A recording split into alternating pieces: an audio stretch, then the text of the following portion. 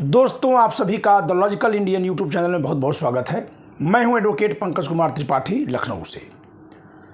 दोस्तों, जब ये तय हो गया कि एनडीए सरकार तीसरी बार बनने जा रही है, मोदी जी फिर से शपथ ग्रहण करेंगे, तब उस समय मोदी जी राष्ट्रपति भवन विजिट किए और वहाँ से एक तस्वीर राष्ट्रपति भवन की ऑफिशियल वेबसाइट की तरफ से वायरल की गई। और वो तस्वीर इस प्रकार है कि जिसमें राष्ट्रपति द्रौपदी मुर्मू जी उस समय के केयर टेकर प्रधानमंत्री नरेंद्र मोदी जी को दही खिला करके शुभारंभ कर रही हैं। एक तरह से जो हमारे यहाँ मान्यता है कि कोई भी शुभ कार्य करने से पहले दही खिलाई जाती है, तो उस मान्यता के अनुसार आचरण कर रही हैं। क्या यह मान्यता संविधान के प्रोटोकॉल में आती है? अगर यही दही बीजेपी के कार्यकर्ता खिलाते, बीजेपी के नेता खिलाते, बीजेपी की सांसद के नाते कोई खिलाता, तब बात अलग होती कि हमारी परंपरा है, मान्यता है, उसको कोई भी कहीं पूरा कर सकता है।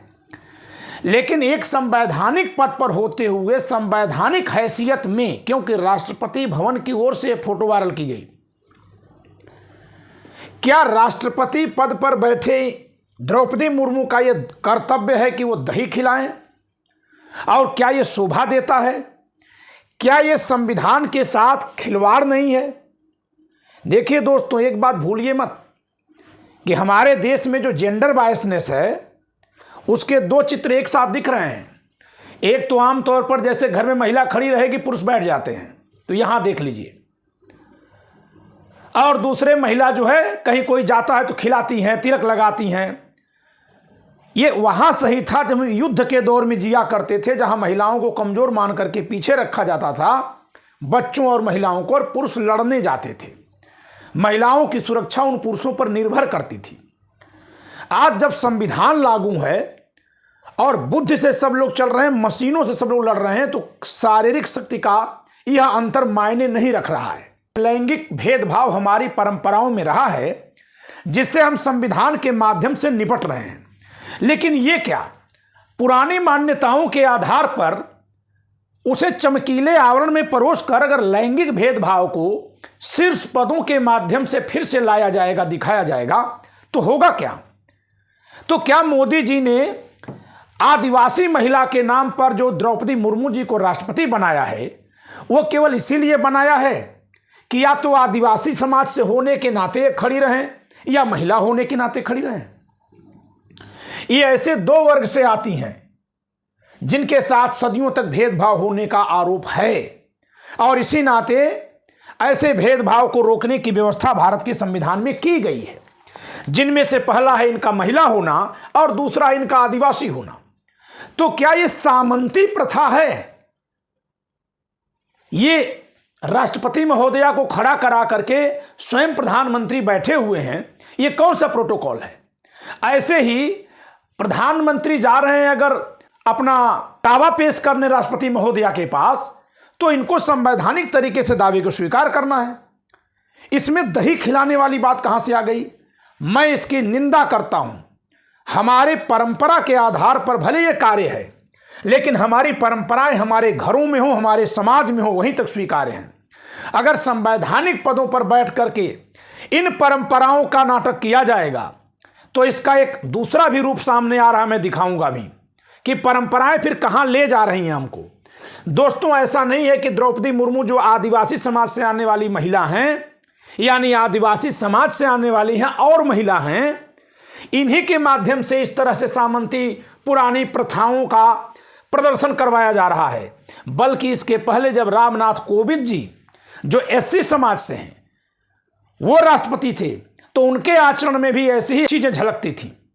जैसे लगता था कि वो राष्ट्रपति बाद में हैं, एससी पहले हैं, दलित पहले हैं, और वो दलित संविधान में जो संरक्षित दलित है वो नहीं, जो हमारी कुसभ्यता में दलित का स्थान था, वो वाले दलित तो ज्यादा दिखते थे। ये कौन सा संस्कार है आरएसएस का, बीजेपी का, कि हमारे संविधान में जो बराबरी की बात की गई है उसको शीर्ष पदों पर बैठे लोगों से नकारा जा रहा है, इनके माध्यम से नकरवाया जा रहा है। ये बड़ी सहज हैं। ये देखिए, दो लोग बैठे हैं, खड़ी होकर मुस्कुरा रही हैं राष्ट्रपति पद पर होकर।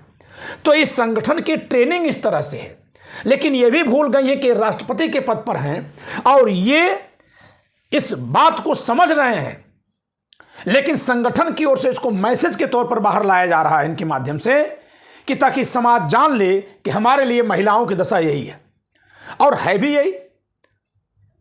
अगर ये नहीं होती तो बिल्किस बानो के बलात्कारियों को छोड़ने का फैसला ये लोग ले लेते। सुप्रीम कोर्ट ने डांट लगाई, तब ये मौन थी। आज इनको दही खिला रही हैं। जंतर मंतर पर महीने भर धरने पर बैठी ओलंपिक बेटियां, यौन उत्पीड़न का घिनौना आरोप, चार्जशीट फाइल हो गई, अब चार्ज फ्रेम भी हो गया। मौन थी राष्ट्रपति महोदया। महिला का कार्य क्या ये नहीं था कि आवाज उठा लें? अगर राष्ट्रपति के नाते नहीं उठा सकती थी तो? लेकिन नहीं। आप देखिए, जो हमारी सामंती प्रथाएं हैं, उनमें अगर घर के बेटे बलात्कार भी करके आएंगे तो घर की लड़कियां, महिलाएं, बहनें छुपा लेती हैं, बचा लेती हैं। उल्टा उस लड़की पर ही तोहमत मरती हैं, अरे वही कहीं बहुत शरीफ है क्या? ऐसा देखा जाता है समाज में। यानी अपने घर के बेटे को, लाडले को आगे बढ़ाओ, वो चाहे गलत रास्ते पर ही क्यों न जा रहा हो। मैं ये नहीं कह रहा हूं कि राष्ट्रपति की जिम्मेदारी है कि प्रधानमंत्री के उस गलती पर ही उनको टोकें केवल, लेकिन कम से कम राष्ट्रपति महोदया स्वयं संविधान के अनुसार आचरण करें। यह संविधान इसलिए नहीं लिखा गया है कि केवल जात विशेष से आने के नाम पर आप पद पर बैठ जाएं, बल्कि इसलिए भी लिखा गया है कि आप उन जातीय कुरीतियों के बंधन से मुक्त होकर एक सामान्य मनुष्य के तौर पर संवैधानिक शक्तियों का प्रयोग करें, उस पद की शक्तियों का संवैधानिक रूप से प्रयोग करें जिस पद पर आपको बैठाया गया है। आगे मैं दिखाता हूं एक दृश्य और। दोस्तों, यह दृश्य है जब रामनाथ कोविंद जी, जो एससी समाज से आते हैं, दलित समाज से आते हैं, जब ये राष्ट्रपति थे। योगी जी मुख्यमंत्री थे उत्तर प्रदेश के। जरा देखिए कौन किसके सामने प्रणाम की मुद्रा में है। जब इनसे पूछा गया तो इन्होंने कहा कि ये महंत है, मैं महंत का आदर करता हूं। ठीक है, तो फिर ये क्या यहां महंत नहीं है? यानी मोदी जी के लिए महंत छोटा पद है और कोविंद जी के लिए महंत बहुत बड़ा पद हो गया, जबकि ये राष्ट्रपति है, ये मुख्यमंत्री हैं। ये राष्ट्रपति होकर के महंत के सामने झुक रहे हैं कि मुख्यमंत्री के सामने झुक रहे हैं, और ये प्रधानमंत्री होकर महंत की पीठ थपथपा रहे हैं या प्रधानमंत्री होकर मुख्यमंत्री की पीठ थपथपा रहे हैं। ये दोनों हाथ जोड़े हुए हैं। यहां ये हाथ जो जोड़े हैं तो इसको इन्होंने ढक लिया है। ये कौन सा चरित्र दिखाया जा रहा है? शीर्ष पदों पर बैठाए पदाधिकारियों के माध्यम से। यही स्थिति आप लोकसभा अध्यक्ष के तौर पर काम कर रहे ओम बिड़ला की भी देखे होंगे। संवैधानिक रूप से राष्ट्रपति के बाद उपराष्ट्रपति, उसके बाद लोकसभा अध्यक्ष आते हैं, चौथे नंबर पर प्रधानमंत्री आते हैं। लेकिन जब सेंगोल पूजा हो रही थी तो हमारे उस समय के लोकसभा अध्यक्ष ओम बिड़ला जी प्रधानमंत्री के पीछे पीछे ऐसे चल रहे थे मानो उनका कोई पीए चल रहा हो, और ऐसे हाथ बांधे दूर से खड़े हो जाते थे। ऐसी ही स्थिति जगदीप धनखड़ जी की दिखती रही है, भले उपराष्ट्रपति के पद पर हैं। कुल मिलाकर जिन लोगों को लगता है कि संविधान को कोई खतरा नहीं है, वो जान लें कि संविधान को अगर एक बार में हटाना संभव नहीं है। प्रयास तो किया गया था, शुरू में इसका विरोध किया गया था जब संविधान बन रहा था, झंडे का अनादर 2002 तक किया गया, लेकिन जब ये संभव नहीं हुआ तो इसको धीरे धीरे इधर उधर से खोदा जा रहा है। धर्म और संस्कृति का बहाना बना बना कर इसको खोदा जा रहा है। अगर आप धर्म को मान करके संस्कृति के नाम पर सारी परंपराओं को लाएंगे तो छुआछूत आएगी। लेकिन उन परंपराओं को जिनको हम लोग अब दूर करना चाह रहे हैं ताकि सब बराबर दिखाई दें, लेकिन संवैधानिक पदों पर बैठ करके अगर उन चीजों को चलाया जा रहा है तो इसका मतलब तो यह है कि पुरानी रवायतों को जिंदा करने का प्रयास है। और अगर ऐसा है तो हमारी पुरानी रवायतें हमारे संविधान के खिलाफ खड़ी हैं। हमारा संविधान पुरानी रवायतों में छिपी कुप्रथाओं को विनष्ट करने की बात करता है, समता पर आधारित है। तो इसलिए ये जो दही खिला करके स्वागत किया गया है, जो शुभ दिखाया गया है हमारी राष्ट्रपति के द्वारा, यह ठीक नहीं है। चाहे इन्होंने स्वयं से किया या इनसे करवाया गया, ये दोनों में से किसी भी तरह से किए जाने पर हमारे संविधान का उल्लंघन है। और एक संविधान के विद्यार्थी के नाते, लोकतंत्र के प्रहरी के नाते, भारत के एक नागरिक होने के नाते मैं इसकी आलोचना करता हूं। दोस्तों वीडियो अच्छी लगे तो लाइक करिए, शेयर जरूर करिए। जय संविधान।